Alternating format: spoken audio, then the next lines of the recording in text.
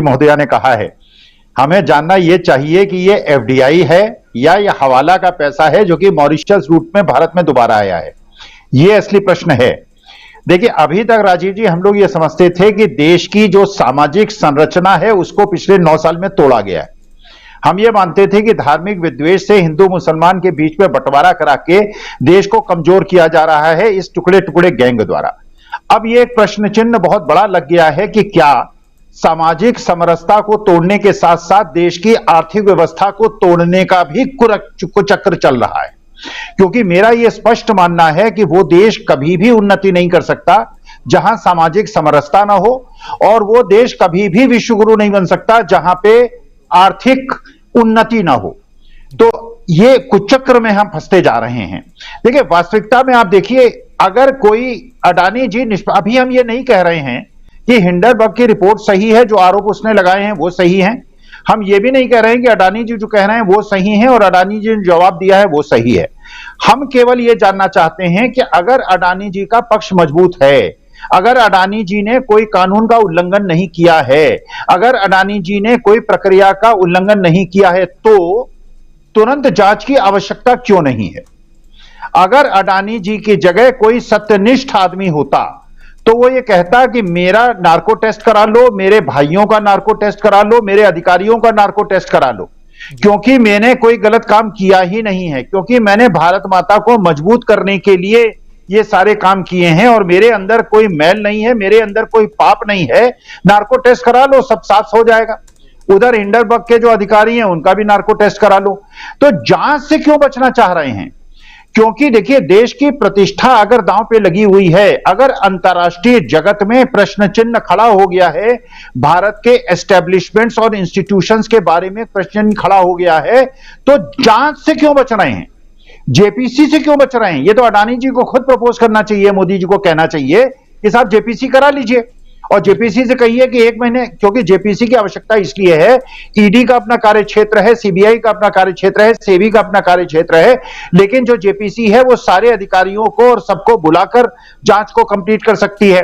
देखिए राजीव जी, एक खेल में, कबड्डी में आपने देखा होगा, अगर आपके पाले के किसी आदमी को विपरीत वाले ने पकड़ लिया है और आप जान रहे हैं वो आउट हो जाएगा, तो यह मूर्खता है कि जो पकड़ा गया खिलाड़ी है बाकी लोग भी उसको पकड़ लें जिससे वो भी आउट हो जाए। तो ये जो वित्त मंत्री कर रही हैं या जो राष्ट्रीय स्वयंसेवक संघ कर रहा है, ये वही मूर्खता कर रहा है। अरे अडानी से आपको क्या लेना देना? अरे आप जांच कराइए, निष्पक्ष जांच कराइए, इंटरनेशनल एजेंसी को जांच सौंप दीजिए। आप कह दीजिए इंटरनेशनल एजेंसी को, इंटरपोल को कह दीजिए कि आप जांच कर लें। अगर अडानी जी सही है तो भारत की प्रतिष्ठा बढ़ जाएगी। 15 दिन के अंदर जो ये आपके हिंडनबर्ग है और जो सिटी बैंक है और क्रेडिट स्विस है और जिन लोगों ने हमारे देश की इसके अडानी के बॉन्ड्स को डाउनग्रेड किया है, कोलैटरल सिक्योरिटी लेने से मना किया है, उनकी पोल खुल जाएगी, भारत की प्रतिष्ठा बढ़ जाएगी। और अगर अडानी जी दोषी हैं तो एक दोषी को बचाने का क्यों प्रयास हो रहा है? जांच हो जाने दें।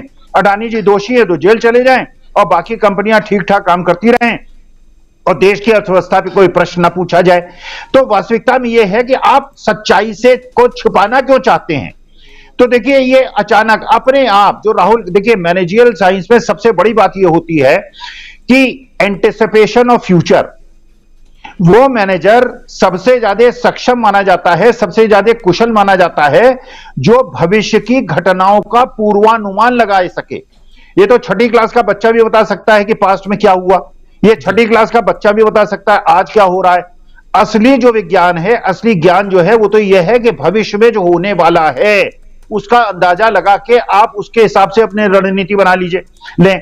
तो अगर राहुल गांधी ने आज से 10 साल पहले यह पूर्वानुमान लगा लिया था कि जसवंत सिंह को हटा दिया, आडवाणी को हटा दिया और अडानी को ले आए, और बात सच साबित हो रही है, इसका मतलब राहुल गांधी की जो राजनीतिक कुशलता है, परिपक्वता है, वो सिद्ध हो रही है। और देखिए, वास्तविकता में जितना ये देर करेंगे, एक हमारे मैनेजरियल साइंस में एक और वर्ड यूज होता है, अपॉर्चुनिटी कॉस्ट। अगर ये जांच बिठा देंगे, अगर 15 दिन के अंदर रिपोर्ट आ जाएगी तो हो सकता है इनकी सीटें 200 आए, और अगर ये नहीं करेंगे, अगर इसको छिपाने का प्रयास करेंगे, क्योंकि ये प्रश्न केवल भारत के प्रश्न भारतवर्ष में नहीं पूछ रहे हैं, अंतर्राष्ट्रीय जगत प्रश्न पूछ रहा है। ऑस्ट्रेलिया पूछ रहा है, न्यूजीलैंड पूछ रहा है, कतर पूछ रहा है, अरब कंट्रीज पूछ रहे हैं। और हवाला के पैसे से अगर देश में पैसा लाके आप ये कहते हैं कि एफडीआई हमारे देश में बढ़ गया, तो वास्तविकता में आप प्रूव कर रहे हैं उनके पॉइंट्स को।